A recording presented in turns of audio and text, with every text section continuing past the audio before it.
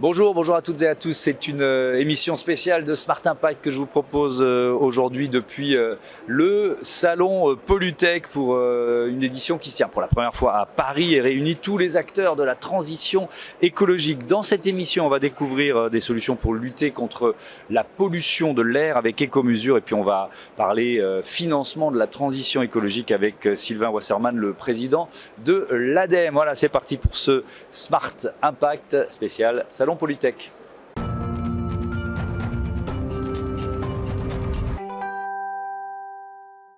L'invité de ce Smart Impact depuis le salon Polytech, c'est Damien Pelletier, bonjour. Bonjour. Bienvenue, vous êtes le président d'Ecomesure. Votre métier, c'est la surveillance de la qualité de l'air, c'est ça? Oui, absolument. Avec quels outils?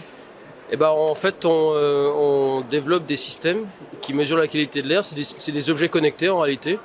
Et on est constructeur de bases de données. En fait, toutes les données qu'on récolte, on les met à disposition des clients, des collectivités, sous forme de services sur plateforme web.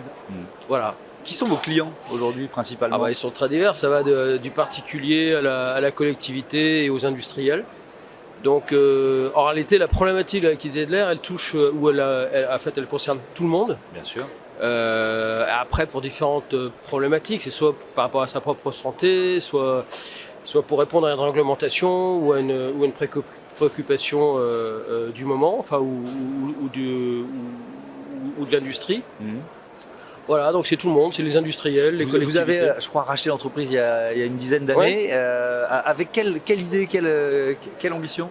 En fait, il y a une dizaine d'années, c'était quand même pas, faut pas être trop devin pour penser que l'augmentation de la population allait générer des problématiques de ressources, de pollution et d'énergie, tout simplement par l'accroissement de la population. Et la problématique de la qualité de l'air, en particulier, était tout juste naissante. En tout cas, elle n'était pas du tout transformée en termes de business. Donc moi, j'ai simplement acheté cette boîte en ayant l'idée qu'on pouvait démocratiser l'accès aux données environnementales et notamment la qualité de l'air en mettant en œuvre des systèmes simples, alors qu'à l'époque, c'était des systèmes très complexes, très scientifiques, qui demandaient beaucoup d'investissement et beaucoup aussi de formation à utiliser. Alors que nos systèmes, nous, sont très faciles à installer, très faciles à utiliser et très peu coûteux à déployer en réalité. Un salon comme celui-là, il y a de l'ambiance dans les allées. C'est un enjeu important pour une entreprise comme la vôtre? Ouais. Alors, Polytech, c'est le salon en France majeur pour nous. Alors, il était traditionnellement à Lyon d'ailleurs, oui. Mais c'est le salon majeur. Il y a tous nos clients, tous nos partenaires, toutes nos parties prenantes qui sont dans ce salon-là. C'était un des d'ailleurs premiers spécialisés sur la pollution et notamment sur le traitement des déchets à l'origine. Puis maintenant, ça touche les problématiques de santé, les problématiques liées à la santé générées par les pollutions. Oui, une entreprise comme la vôtre, elle est vraiment au cœur finalement des enjeux d'un salon comme Polytech. Je voudrais donner un chiffre, c'est l'OMS qui nous donne ce chiffre, 4 200 000 décès prématurés par an dans le monde à cause de la pollution de l'air. Et puis, ces images très récentes qu'on a vues de New Delhi, des images de pollution, moi je fais pas mal de footing et je voyais des gens qui couraient dans cette pollution. Je me disais, mais c'est le dernier truc à faire, quoi. C'est un phénomène en aggravation. Qu'est-ce qu'on peut en dire si on dézoome un peu, si on essaie de prendre un peu de hauteur? En fait, ça dépend des pays et c'est lié aux mesures qui sont prises, aux dispositions qui sont prises. Oui. Je pense par exemple qu'en France, c'est plutôt en amélioration. D'accord. Notamment à Paris. Bien sûr, il faut toujours aller plus loin, mais là, c'est plutôt en amélioration. Par contre, dans des pays qui sont vraiment en développement, qui font leur évolution industrielle, comme l'Inde, la Chine, ces pays-là, c'est pas simplement la révolution industrielle, parce que vous parlez du smog, je pense, en Inde. C'est un phénomène assez local, mais qui est, qui met une sorte de chape de plomb. De chape de plomb, et on ne se voit pas à 3 mètres, pareil à Beijing, pareil. Donc je pense que c'est en aggravation peut-être dans ces pays-là. En France, en Europe, plutôt ça s'améliore par les mesures qui sont prises et les prises de conscience. Et voilà, mais c'est une. En fait, tous les jours, il y a des nouvelles problématiques à regarder. Actuellement, c'est le méthane, par exemple. Ouais. Le méthane avec toutes les usines de méthanisation qu'on crée un peu de partout dans les campagnes, c'est super. Mais ça amène d'autres problématiques, notamment l'émission de méthane, qui est pas un gaz très agréable. Ouais. Voilà, donc en fait, c'est une problématique, je pense, qui va se poursuivre, mais en allant toujours plus loin. On va terminer en donnant plusieurs exemples des réalisations que vous pouvez faire, mais un mot de l'Europe, nouvelle directive de l'Union européenne sur la qualité de l'air. Est-ce que notre continent il devient un peu mieux disant sur ces enjeux, clairement? Oui, clairement. Après, pas forcément suivi, mais clairement. Donc récemment, effectivement, il y a eu une sorte de uniformisation des normes régionales à celle de l'OMS. Donc en Europe, on a plutôt rabaissé même les seuils d'acceptation des pollutions. Donc avec une uniformisation dans les différents pays. Donc on est, je pense, avec les États-Unis, les deux pays, les deux régions qui sont les plus concernés par et en avance sur les réglementations ou les directives. Alors les États-Unis, justement, il y a parmi les réalisations d'éco-mesures, il y a un travail avec les écoles de Boston, c'est ça? Racontez-moi. Alors, d'abord aux États-Unis, on s'y est intéressé depuis très longtemps. On a une filiale qu'on a créée en 2020, avant le Covid, en 2019. Ouais. Donc c'est un pays où on fait actuellement, presque un tiers de notre chiffre d'affaires. Okay. Et un des déploiements et réalisations majeures qu'on a fait aux États-Unis, c'est de mettre nos systèmes dans toutes les écoles publiques de Boston. Donc il y a 123, c'est facile à retenir, 1, 2, 3. Il y a 123 écoles à Boston. Qui sont un peu particulières parce que c'est des vieilles écoles, donc mal ventilées, avec des vieux systèmes de ventilation, de chauffage ou autre.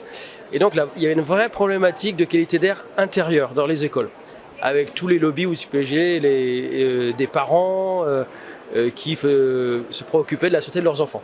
Donc on a équipé toutes les écoles, c'était un des plus gros déploiements de la société, voire même dans notre secteur. Voilà, donc et alors là, vous déployez quoi si on rentre dans le détail? Alors dans le détail, on déploie dans toutes les classes. On met un capteur connecté de la qualité de l'air qui va mesurer les particules, le dioxyde de carbone et le monoxyde de carbone. Le dioxyde de carbone, c'est pas dangereux en tant que tel. C'est juste un indice de bien-être. Par contre, le monoxyde de carbone, le CO, ça c'est dangereux. Ça c'est mortel. Il suffit qu'il y ait une mauvaise chaufferie, en sous-sol notamment, qui fait émaner des gaz et ça peut être dangereux pour les élèves. Donc on mesure ces trois polluants, donc particules, dioxyde de carbone et monoxyde de carbone. On fait remonter les données sur notre plateforme et elles sont mises à disposition du public. Je pourrais vous montrer l'application au cas où, si on a le temps, et qui sont mises à disposition du public. Donc on est totalement exposé parce que aux remarques des parents d'élèves, voire des professeurs ou autres. Ouais. Donc voilà, c'est sur des applications que vous pouvez retrouver sur Webphone. Voilà. Autre exemple, là on a donné un exemple de collectivité, c'est une usine de cellulose au Chili, c'est ça? Alors là aussi, c'était quoi le défi à relever? Alors là c'est plutôt pour les employés. Ouais. En fait c'est toujours un double objectif. Il y a pour les gens qui s'occupent de réaliser, d'extraire des minerais ou être dans une cimenterie ou typiquement là dans une usine de cellulose. Donc pour les gens qui y travaillent, il faut quand même surveiller que c'est pas dangereux pour eux. Et pour les riverains autour de l'usine. Donc c'est toujours ce double enjeu. Donc là c'est un déploiement qu'on a fait cette année là au Chili parce qu'on exporte 70% de notre activité. On a, je crois, déployé dans plus de 50 pays dans le monde. Hein. Et donc voilà, c'était pour à la fois le bien-être des salariés et je dirais l'information des résidents alentours. Ouais. Je crois qu'il y a 15% du chiffre d'affaires d'éco-mesures qui est consacré à la recherche et le développement. Ça veut dire que vous continuez d'inventer, c'est quoi les pistes d'innovation sur lesquelles vous travaillez aujourd'hui? Nous, déjà, si on invente plus, si on innove plus, on meurt. Hein, on est dans la tech. Ouais. Donc c'est le moteur il y a deux moteurs, hein, c'est l'innovation et le développement international. Donc si on s'arrête sur un des deux, on est sûr de mourir à terme. Donc là on investit effectivement énormément dans la R&D. Actuellement, c'est pas pour suivre les modes, mais on a depuis 3 ans lancé un programme pour développer des algorithmes à base d'intelligence artificielle. Donc en 2025, on va... alors, pour rentrer un peu dans le détail technique, en fait, les données qui viennent de nos capteurs, elles sont retraitées après par des algorithmes. Jusqu'à présent, des algorithmes traditionnels. Et là, ça va être des algorithmes basés sur l'intelligence artificielle, donc des modèles qu'on a créés nous-mêmes et qui augmentent les données de façon à les rendre extrêmement fiables, extrêmement précises. Voilà, donc c'est l'axe principal de recherche. Merci beaucoup Damien Pelletier et bon salon Polytech, à bientôt. Merci beaucoup, merci.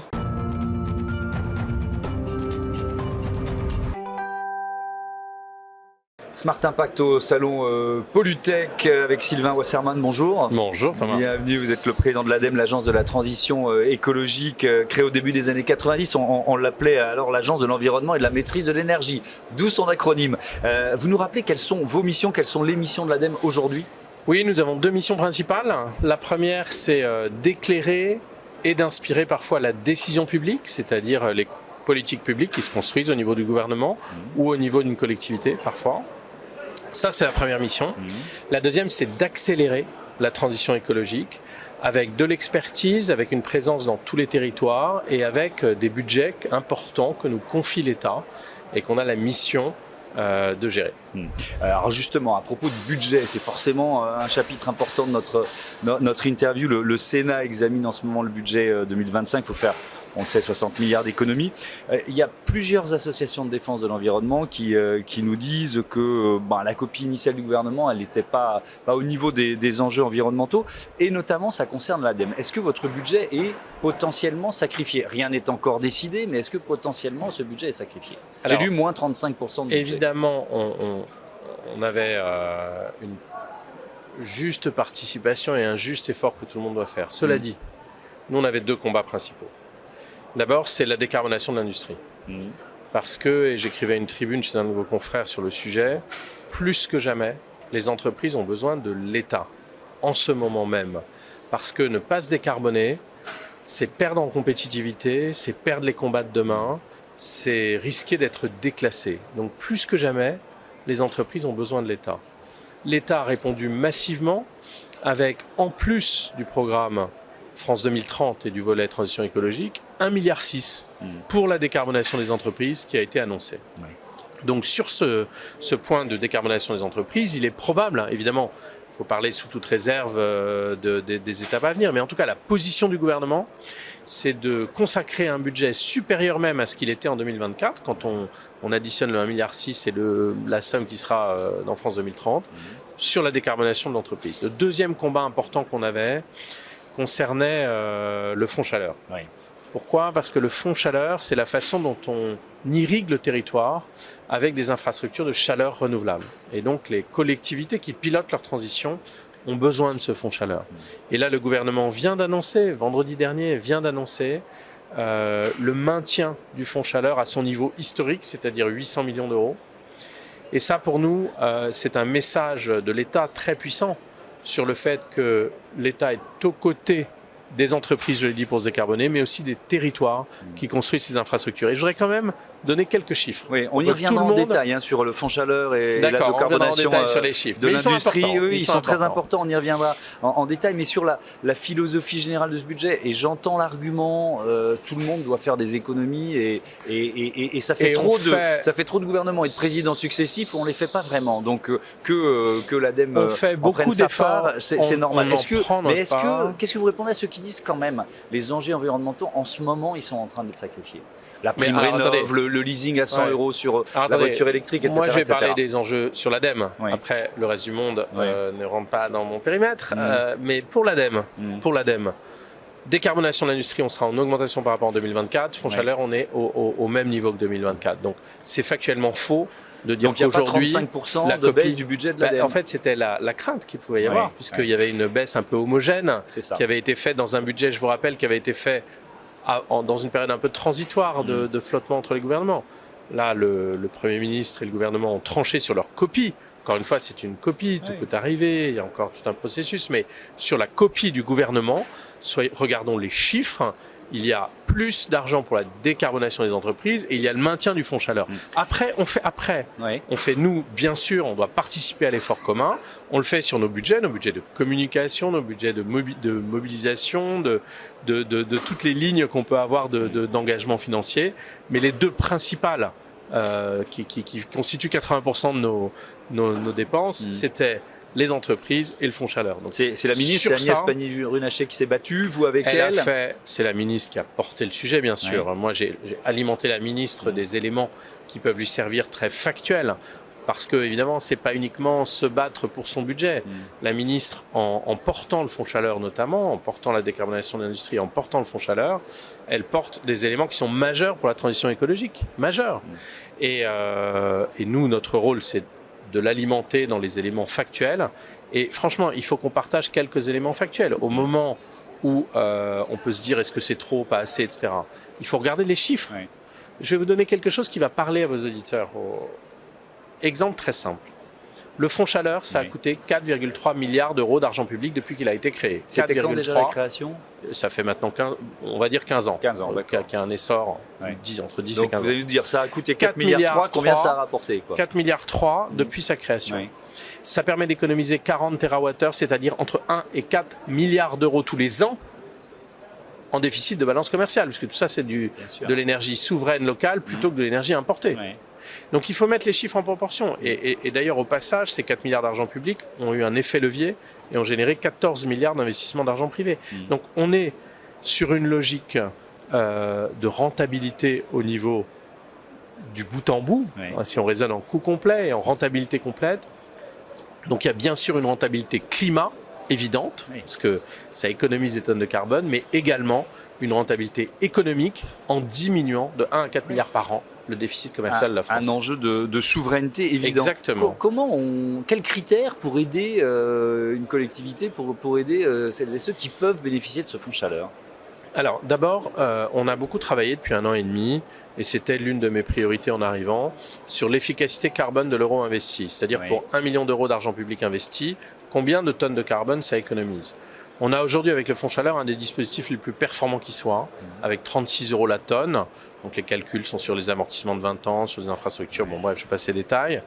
Donc on est parmi les dispositifs les plus efficaces. Et lorsque l'argent public est rare, il faut le mettre là où il est le plus efficace. Et le fonds chaleur, c'est l'un des domaines, fonds chaleur et décarbonation de l'industrie, c'est l'un des domaines où il est le plus efficace. Donc, et donc nos indicateurs, c'est quoi c'est là-dessus, c'est vraiment le premier indicateur. Alors, ça, c'est un indicateur important. À vous aider, à vous prêter de l'argent ou à vous subventionner si c'est particulièrement efficace. Alors, par strate. C'est-à-dire qu'évidemment, on ne vise pas uniquement l'efficacité en valeur absolue, sinon on ne ferait que des réseaux de chaleur en centre-ville urbain dense, alors qu'on fait des réseaux de chaleur en territoire. Et quand on regarde la carte de la France, elle est complètement couverte par nos réseaux de chaleur. Donc c'est par strate qu'il faut regarder l'efficacité. Et ça permet aussi, avec nos ABAC et nos référentiels, de dire à un élu qui veut s'engager dans un réseau de chaleur, voilà le juste niveau de dépense, entre guillemets, mais le juste niveau de dépense que tu dois faire, plutôt que d'être entre les mains d'un cabinet ou d'un bureau d'études qui va vous dire bah voilà, voilà l'argent qu'il faut investir. Donc ça permet d'avoir des référentiels, de comparer, et on est en train d'élaborer ces strates pour que l'argent public soit le plus efficace possible. L'autre levier très efficace, vous en avez parlé, c'est effectivement la décarbonation de l'industrie. 50 plus gros pollueurs identifiés, vous nous l'avez dit, 1,6 milliard de budget supplémentaire. Alors, ce sont des autorisations d'engagement, donc ça veut dire que le premier versement, ce sera 2028, c'est ça Alors non, le premier versement, c'est avant 2028. C'est avant 2028. Par exemple, pour le fonds chaleur, quand vous avez 300 millions d'autorisations d'engagement, ça fait pour 2025 entre 10 et 15 millions de CP, de crédit de paiement. Donc effectivement, c'est des charges lissées, et il n'y a rien de plus normal pour des investissements long terme que d'avoir des financements de long terme. C'est une base de la finance d'entreprise que j'ai appris quand j'étais patron d'entreprise. C'est tout à fait logique, mais alors c'est une coïncidence d'actualité, mais au moment où effectivement il y a cette annonce d'1,6 milliard supplémentaire, il y a ArcelorMittal qui annonce le report de son projet d'acier décarboné à Dunkerque. On voit bien que, et là aussi les sommes potentiellement engagées par ArcelorMittal, elles sont énormes. On parle d'1,8 milliard d'investissement pour remplacer un haut fourneau charbon par un four électrique. Non, ce signal. Non, soyons précis. C'est ce que j'ai vu dans les échos. 1,5 milliard à 1,8 milliard, Oui. c'est pour le processus de décarbonation complet, c'est-à-dire basculer à un four électrique Oui. et basculer à l'hydrogène. Donc pour une chaîne de décarbonation complète, Oui. vous savez que l'acier, ça se fabrique avec du charbon Oui, aujourd'hui. mais alors, il y a rien de plus polluant. ils reportent. Alors, Quel signal ça ils envoie ont demandé du temps et du Oui. délai parce que, pour des raisons qui leur sont propres, ils ont demandé du délai. Donc évidemment, le choix souverain de l'entreprise de se décarboner, ils le considèrent comme un avantage concurrentiel. Je ne sais pas ce qu'il y a derrière leur décision, mais en tout cas, ce qui est certain, c'est que l'État a répondu présent sur les 1,5 milliard, c'était 1,5 milliard le chiffre que j'ai en référence, mais peu importe. Sur 1,5 milliard, l'État a proposé 850 millions d'euros d'aide, donc un investissement massif, parce que l'enjeu est immense. L'enjeu, c'est de passer de l'acier au charbon à de l'acier à l'hydrogène. Et quand on parle d'efficacité du levier, là, l'industrie, les 50 plus gros pollueurs, c'est là aussi, vous nous dites 1 million d'euros d'argent public. Efficace. C'est extrêmement efficace. Extrêmement efficace. Là, on chute le coût de la tonne de carbone évité massivement parce que l'échelle est absolument colossale. Donc c'est un effet d'échelle qui fait que ArcelorMittal, même si ça représente beaucoup d'euros d'argent public, c'est même pas la moitié de l'investissement qu'il a à consentir lui-même. Et surtout, c'est une très très bonne efficacité carbone de l'euro investi. Mais malgré cette aide publique massive, ils reportent. Je repose la même question. Il faut leur demander pourquoi. Hein. Oui, non, mais c'est vraiment leur choix. C'est un climat général. Vous voyez ce que je veux dire? Ça fait un an comprends. avec le mouvement des agriculteurs, avec même le résultat des élections européennes. C'est le vote souverain des électeurs européens. Cette petite musique je comprends. Bon, voilà, il faut appuyer sur le frein. Moi, je vais rester à ma juste place, mais je voudrais dire une chose. Oui. C'est que des processus de décarbonation de l'industrie, ça ne se fait pas en claquant des doigts. C'est des plans pluriannuels. Et je vais vous donner une anecdote. J'étais dans l'Orne il y a quelques semaines. Là. Un patron de PME de verrerie. On parle de décarbonation. On pourrait dire verrerie traditionnelle, des dizaines d'années. Il me dit, j'ai reçu une lettre de mes clients, qui sont de l'industrie du luxe, c'est 80% de mon chiffre d'affaires. Ils m'ont dit, en 2030, on sera totalement décarboné, donc c'est avec vous ou sans vous. Et vous croyez que pour ce patron de PME, se décarboner, c'est juste l'air du temps? Non. Il a dit, moi je suis out of business si je ne me suis pas décarboné en 2030. Donc ce mouvement-là, il existe pour l'acier. J'ai échangé avec l'ambassadeur de Suède. Ils se lancent massivement dans l'acier à hydrogène pour que toutes leurs voitures puissent être notamment carbone neutre, produits avec de l'hydrogène complètement décarboné. J'ai vu en France une filiale française d'un groupe italien qui produit de l'acier à haute valeur ajoutée. Il me dit, si je ne me décarbone pas, je serai hors du business. Donc, je crois qu'il y a une logique, bien sûr, d'un contexte qui peut paraître anxiogène pour certains chefs d'entreprise, mais les chefs d'entreprise savent, et j'ai présenté des matrices de risque à mes actionnaires, qu'aujourd'hui, un risque qui apparaît dans les matrices de risque, c'est le risque de l'inaction. C'est au fait, si je mets la tête dans le sable et que j'attends tranquillement, qu'est-ce qui se passe demain?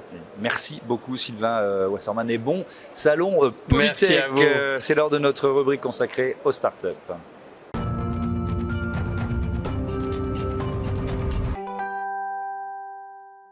Smart Ideas, on est toujours au salon Polytech avec Jean-Philippe Ricard, bonjour. Bonjour. Bienvenue, vous êtes le cofondateur, directeur technique et innovation de W Platform, créé en 2021 avec Mathieu Planté.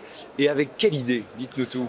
Alors W Platform, l'idée c'est de travailler sur l'économie circulaire de produits chimiques et notamment du CO2. Donc on a aujourd'hui, l'idée c'est de développer les usages et la captation et les usages du CO2. Oui. Donc la première chose, c'est on porte 4 marques qui sont CO2 Winery, CO2 Brasserie, CO2 Meta et CO2 Engineering. Donc dans chacune de dans les 3 premières, en fait, on va capter du CO2 concentré, on va le purifier. Et l'idée, c'est de le valoriser ensuite derrière. Et après, vous nous le mettez dans un verre, là, voilà, ça continue de faire des bulles. Donc ça, c'est quoi? Je fais des bulles de CO2. C'est du CO2 en fait qui est solide. Vous l'avez récupéré où celui-là? Qu'on a récupéré sur une cave coopérative cet été. Donc vous récupérez le CO2, vous en faites quoi après? Alors, on en fait plein de choses du CO2. Le CO2, donc là, on a fait de la glace carbonique qui permet en fait d'apporter du froid et d'inertage dans le vin notamment. Mais on peut aussi en faire de l'eau gazeuse à très gros débit pour pouvoir réduire les consommations d'eau pour le nettoyage. C'est-à-dire qu'en fait, on va faire de l'eau gazeuse voilà, qui est à quelques grammes par litre, comme vous en voyez là. Et en fait, on va avoir un côté mouillant et un côté chimique qui va permettre de réduire les consommations d'eau pour nettoyer certaines des sols, mais aussi des cuves qu'on aura nettoyées à la soude avant. En fait, on va réduire par 3 les consommations d'eau quand on rince des cuves de soude, par exemple dans le vin. Donc là, oui, on est dans une circularité du vin, c'est-à-dire vous récupérez le CO2 d'une coopérative et qui elle-même va l'utiliser ensuite pour nettoyer ses sols, je comprends bien? Exactement, ou ses cuves. Ouais, voilà, donc on est vraiment dans cette démarche d'économie circulaire, c'est quelque chose qui me tient à cœur depuis une bonne quinzaine d'années, donc je travaille là-dedans depuis. Et alors ça a supposé pas mal de recherche et développement, de brevets pour arriver à ces petites bulles dans le verre là? Exactement, alors on fait des grosses et des petites. Oui, j'ai bien compris.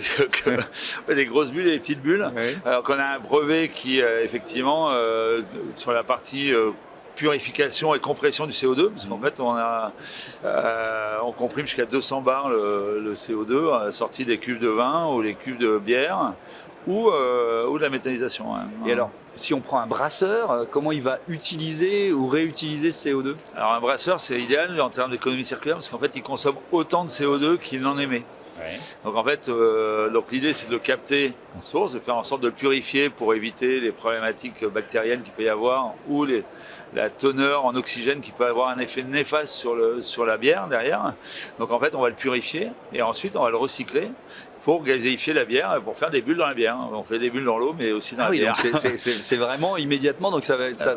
Il va pouvoir livrer et tout de suite dans le circuit. Ouais. Vous avez annoncé une levée de fonds de 2 millions d'euros, je crois que c'était en mars dernier, c'est ça? Alors quelle stratégie il y a derrière cette levée de fonds? La stratégie, en fait, c'est de continuer le développement de nos technologies, puisque nos équipements qu'on fournit autour de la purification, valorisation du CO2, mais aussi d'aller sur l'aval, parce que c'est bien d'avoir du CO2. Là, on fait l'économie circulaire dans les chais et la bière, mais pour la méthanisation, en fait, il va falloir développer d'autres usages aussi pour pouvoir faire des e-fuels, du méthanol ou des choses comme ça, des produits chimiques qui vont permettre de consommer ce CO2 qu'on va récupérer. Ouais. Vous n'y êtes pas encore aujourd'hui ou ça commence à fonctionner? Sur l'usage pour faire des produits chimiques, on n'y est pas tout à fait encore. On travaille avec soit des procédés physico-chimiques, là on est en R&D, et sur la partie microalgues aussi, en fait, on travaille avec un partenaire qui a réduit les consommations énergétiques de la production de microalgues pour pouvoir faire des molécules d'intérêt. Voilà. C'est hyper concret, on est dans plusieurs secteurs d'activité. C'était passionnant de découvrir W Platform. Jean-Philippe Ricard, bon salon Pollutech, on vous laisse partir dans les allées et partir. Ah, ça y est, les bulles sont quasiment terminées. Ouais, voilà. et parler de vos brevets et de votre activité. Merci beaucoup. Voilà, c'est la fin de cette émission spéciale de Smart Impact depuis le parc des expos de la Porte de Versailles à Paris. Je vous dis à très vite sur Be Smart for Change.